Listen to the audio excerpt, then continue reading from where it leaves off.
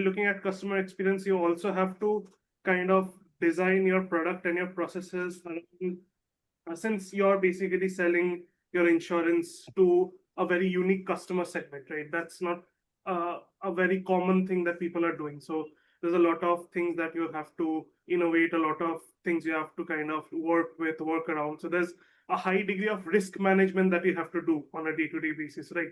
Whether it be with your products, whether it be with your customers, and how you design all of that. And then trying to balance that thought process along with keeping your product simple and efficient, and at the same time you being the CBO and focusing on growth as well. Like these are like massive three different directions you have to look at every single point in your day, right? So how do you go about this entire cluster of thoughts, if you could let us know? So all the three process, let's talk about three different domains that you spoke about within the entire insurance life cycle. You spoke about risk management, which is you're pricing that risk, right? You're pricing the risk of an individual. You're pricing that risk for long term, which is 30 years, 20 years, right? I may know you, your lifestyle, your medical situation today, but how would you kind of emerge out 20 years later? So hard to predict, right? So that those are the mathematical models that the actuaries get paid for, right? So that's amazing. That's how you kind of drive the price and create a product. Now, when you're creating a product which says that there is an arm of saving in the product, there is some kind of investment that's happening in the product, wherein I'm buying, let's say, a paper or a script for 30 years, right? Because I have to guarantee you something today. And I have to buy a paper, even if it's a treasury bond, I would have to buy a 30 year paper. I have to also hedge that risk. Then kind of build the product which says it also has the core life insurance value, which is sum assured. In case something happens to you, your family would get at least this, which could happen any point in time: second year, fourth year, 10th year, 12th year. So amazingly complex risk management framework has to be built in for you to kind of live through the entire three scales that I spoke about, right? You said the product have to be simple. That's a journey that is still on in the insurance industry. I don't think any of us as insurers have kind of come to that point where we are making it completely idiot proof simple, right? Very difficult when you have all these angles to play for. But yes, we would say that the steps have begun for us to get into that situation, right? And the third is growth. Absolutely. So when you talk about growth, one of the things is, can I make more and more products and then drive growth? More products means more customer segments that I can tap into. Each product would probably help me service a certain customer segment. That is great. But each product would require all of the scale that we're talking about, right? From the risk management perspective, then kind of building the technology around it to service that product for next 30 years, right? So the technology infrastructure has to be super robust for you to do that, right? Rather than doing that, you have a finite set of product, but then as you get into each customer segment, can you make the product modular, right?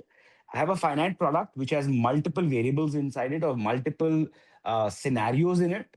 And depending on your need and the type of customer that you are, can I make it modular? Can I delete something? Can I add something? Can I kind of build it like a block? Is something that most of us are going towards. So, what does that help me doing? One, if I make the product modular, I am much more nimble when I'm looking at the customer segments that I need to get into, which helps me drive growth, right? It also helps me in the risk management approach because depending on the risk profile of the customer, I'm kind of deleting something, adding something, which kind of keeps me within the risk framework, right? And from a profitability perspective, the pricing gets impacted positively because of which I'm also able to take care of the bottom line. This is the dance. This is the tightrope dance that one has to do when you're kind of running this entire model. Got it. I hope I've answered That's what you were asking, yes, yes, Sugata. yes. That's very, very interesting. And I think if you could just double click on the last aspect that we spoke about, right? Just the growth part of it and how the business functions around it. So, and especially the role that ops has to play in it, right? So, when we talk about ops, we typically look at ops in a general sense that it's just cost saving initiative, that you focus on ops just to ensure that your costs are going down and your business is streamlined. But we have understood that that might not be so, right? There are multiple cases in which operations might also be a very significant lever through which you can drive your top line as well. So just would like to Absolutely. understand for your particular industry and specifically for your business that you have, how do you think of ops as a business driver and how do you implement that on a day-to-day basis?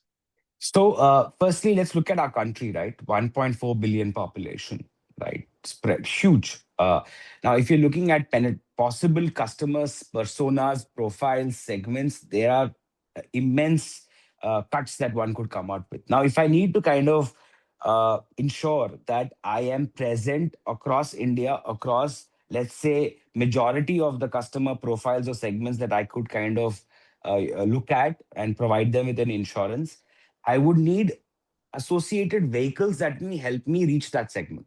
Let me give you an example. Let's say you're talking about a route. Let's talk about the real rural population. Now, rural population, you're looking at people in villages, farmers, small time, real small SMEs, right? Cottage industries who are operating in those areas. Now, they do also have an insurance need. They also need insurance. They're also borrowing money from, let's say, non-organized sectors like money lenders to organized sectors like microfinance institutions, which are a bridge between the money lenders and the banks, because they may not be accessible to the banks, right? Now, when they're doing that, what is the right vehicle for me to reach out to them? Obviously, if a microfinance institution is the prime engine that has already reached that rural segment to service them for their needs from a capital or lending perspective, can I kind of ride with them to kind of also insure them? So the right vehicle to reach the right customer segment, as an example, extremely important, right?